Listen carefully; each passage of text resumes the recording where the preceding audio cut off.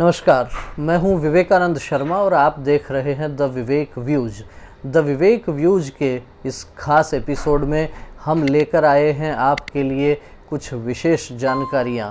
जी हां, पूरा देश इस समय आज़ादी का अमृत महोत्सव मना रहा है और इस आज़ादी के अमृत महोत्सव में हम स्वतंत्रता प्राप्ति से जुड़े हुए अनेक किस्से कहानियाँ पढ़ रहे हैं, सुन रहे हैं, देख रहे हैं। लेकिन कुछ ऐसी बातें हैं जिन्हें पता नहीं क्यों भारतीय जनमानस जानते हुए भी देखना नहीं चाहता, या फिर कोई देखना चाहता है तो फिर उसमें भी विभिन्न प्रकार के विरोधाभासों की स्थिति आ जाती है। आपके मन में हो सकता है कुछ जिज्ञासा हो, लेकिन मैं आज आपके साथ बात करूंगा 16 अगस्त 1946 की। 16 अगस्त 1946, जी हाँ, आज़ादी से लगभग एक वर्ष पहले का वह दिन क्या कुछ कहता है। क्या याद है आपको उस दिन क्या हुआ था? भारतीय इतिहास में 16 अगस्त 1946 का दिन आखिर क्यों महत्वपूर्ण है? यदि आप इस संदर्भ में कुछ पुस्तकें खंगालेंगे या फिर आप इंटरनेट पर भी जाएंगे, विकिपीडिया पर देखेंगे, तो आपको बहुत सी जानकारियां मिल सकती हैं। 16 अगस्त 1946 का दिन बहुत विभत्स दिन था। उस दिन बंगाल में डायरेक्ट एक्शन का दिन था। जी हाँ, वही डायरेक्ट एक्शन डे, सीधी कार्रवाई, जिसका कॉल किया था मुस्लिम लीग के प्रमुख नेता मोहम्मद अली जिन्ना ने। जिन्ना क्या चाहते थे? तो इसको 16 अगस्त 1946 को जो डायरेक्ट एक्शन हुआ, उसके पहले की क्या पृष्ठभूमि थी? पृष्ठभूमि थी भारत का बंटवारा होने की जब बात थी। अंग्रेज उस समय लगभग पूरा मन बना चुके थे भारत छोड़कर जाने का, और मुस्लिम लीग का एजेंडा स्पष्ट था। अलग से उनको देश चाहिए था, अलग से उनको पाकिस्तान चाहिए था। और उस दौर में जब बात हम बंगाल की करते हैं तो कहा जाता है कि उस समय बंगाल में लगभग 56% आबादी मुस्लिम समाज की थी, 42% हिंदू थे। और उस समय बंगाल में जो सरकार थी वो सरकार मुस्लिम लीग की सरकार थी। सुहरावर्दी उसके मुख्यमंत्री हुआ करते थे। जिन्ना और सुहरावर्दी ने षड्यंत्र रचा और घोषणा की डायरेक्ट एक्शन की। 16 अगस्त 1946 को सुबह से ही बंगाल में दंगे होने लग गए थे। जगह जगह पथराव और आगजनी की घटनाएं थी। लोगों ने सोचा साधारण सामान्य से दंगे होंगे, लेकिन दिन बढ़ता गया। दोपहर के 2 बजे कलकत्ता में नमाज के नाम पर लाखों लोग इकट्ठे होने लगे। कुछ मीडिया रिपोर्ट्स कहती हैं कि बंगाल से बाहर के मुस्लिमों को भी ट्रकों में भर भर के कलकत्ता लाया गया, और कहा जाता है कि लगभग 3-4 लाख, 5 लाख तक भी कुछ लोग बताते हैं, इतने मुस्लिम एक साथ इकट्ठे होते हैं। और वहाँ जब मुस्लिम इकट्ठे होते हैं तो सुहरावर्दी वहाँ उनको संबोधित करते हैं। कुछ और कट्टरपंथी मुस्लिम नेता उस भीड़ को संबोधित करते हैं, और उस संबोधन के बाद कहा जाता है कि वह मुस्लिम भीड़ नृशंस हो जाती है। हाथों में लाठियाँ, डंडे, लोहे की रोड, तलवारें लेकर गली गली निकलते हैं। और आखिर होता क्या है? होता वह है जिसकी आज भी कोई चर्चा नहीं करना चाहता। उन 72 घंटों में भीषण कत्ले-आम होता है। मुस्लिम निकलते हैं और चुन चुन कर हिंदुओं का नरसंहार करते हैं। आप जब गूगल पर देखेंगे, विकिपीडिया पर देखेंगे, अनेक फ़ोटो आपको इस प्रकार की मिल सकती हैं जो आपके हृदय को विचलित कर दें। विभत्स फ़ोटो, सड़कों पर ढेर लग गए नरमुंडों के, और कह सकते हैं कि चील जो है वो वहाँ मंडराने लगे आसमान पर। जहाँ जहाँ हिंदू बस्तियाँ थी वहाँ वहाँ नृशंस हत्याएं होने लगी।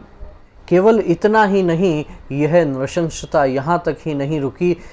जो पुरुष मिलते थे उनकी गर्दन काट दी जाती थी, क्योंकि हजारों की भीड़ एक साथ जा रही थी। और किसको ध्यान था कि कल तक साथ साथ रहने वाले मुस्लिम समाज के लोग आज हिंदुओं पर काल बनकर टूट पड़ेंगे। और केवल इतना नहीं, पुरुषों को जिस तरह से मौत के घाट उतारा गया, जितनी महिलाएं मिल रही थी उनके साथ दुर्व्यवहार किया गया, बलात्कार हुए, और कहा जा सकता है कि भारतीय इतिहास का वह काला अध्याय 72 घंटे तक चलता रहा। कितने लोग असमय काल कलवित हुए, लेकिन केवल इतना विषय नहीं है, भय का वातावरण कितना हुआ। लाखों लोग कलकत्ता छोड़कर सुरक्षित स्थानों की तरफ निकलने लगे। मीडिया रिपोर्ट्स कहती हैं, अलग अलग लेखक और पत्रकारों की यदि रिपोर्ट्स देखें तो ध्यान में आता है कि उन 72 घंटों में कुछ लोग दावा करते हैं कि लगभग 20 से 40 हजार हिंदुओं का कत्लेआम कर दिया गया।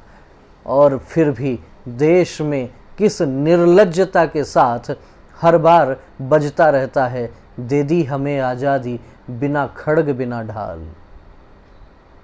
कितना भीषण रक्तपात हुआ, कितना भीषण नरसंहार हुआ, फिर भी आज के तथा कथित सेकुलर लोग क्यों आंखें बंद कर लेते हैं। जब कर लेते हैं तो मुझे लगता है कि जैसे कबूतर के सामने बिल्ली आ गई और कबूतर ने अपनी आंखें बंद कर ली। अभी 4-5 दिन पहले तमाम समाचार पत्रों में और मीडिया चैनल्स पर यह रिपोर्ट थी कि नेपाल के बॉर्डर पर मुस्लिम समाज की आबादी तेजी से बढ़ रही है और उसे इंटेलिजेंस एजेंसियां बहुत गंभीरता से ले रही हैं। तो जो लोग नारा लगाते हैं कि देश सबका है, तो फिर आखिर किसी एक समुदाय की जनसंख्या बॉर्डर पर बढ़ने से सुरक्षा एजेंसियां क्यों चकरा जाती हैं। श्रावण मास में कावड़ यात्राएं चल रही हैं। कावड़ यात्राएं मुस्लिम बहुल क्षेत्रों से नहीं निकल सकती। शांति का, सद्भाव का विषय बिगड़ सकता है।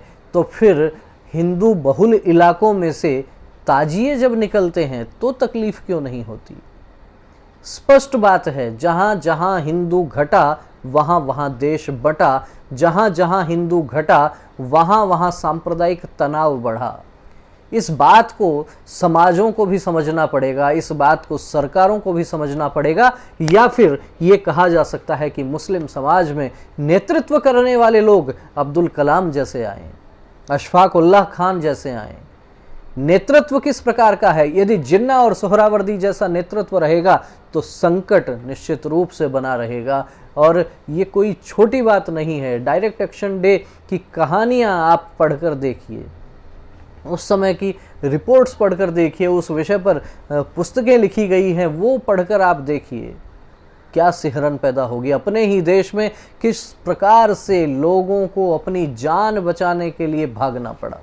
बहुत कठिन दौर था। कल्पना मात्र करने से भी आप सोच सकते हैं कि क्या स्थितियां बनी होंगी।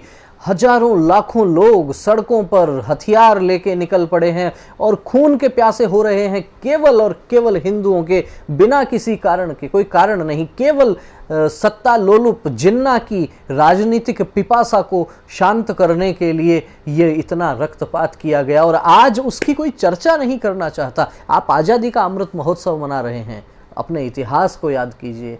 और कहा जाता है कि जो कौम अपने इतिहास से सबक नहीं लेती वह कौम बहुत खतरे में पड़ती है।